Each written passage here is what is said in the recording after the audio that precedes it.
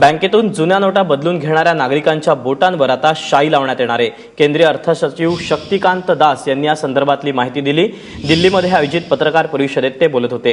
काही लोक पुन्हा पुन्हा बँकेच्या रांगेत उभे राहून पैसे बदलत असल्याचं सरकारच्या लक्षात आलंय। याला लगाम घालण्यासाठी निवडणूक मतदानावेळी लावतात त्याप्रमाणे बोटांवर शाई लावण्याचा निर्णय घेण्यात आलाय। याप्रमाणेच ज्या नोटांचा रंग जातो त्याच नोटा खरं असल्याचं शक्तिकांत दास यांनी म्हटलंय। तसंच जनधन खात्याचा गैरवापर न करून देण्याचं आवाहन सरकारकडून करण्यात आलंय।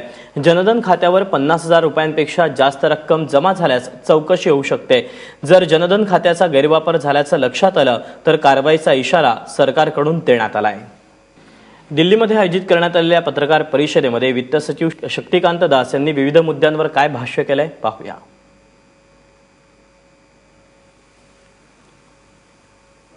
We have also received reports that certain unscrupulous elements who are trying to convert their black money into white have organized groups of innocent people and are sending them from one branch to another branch and to a next branch to exchange notes and get this 4,000 rupees, and now it is 4,500 rupees. So you find the same people coming back again and again.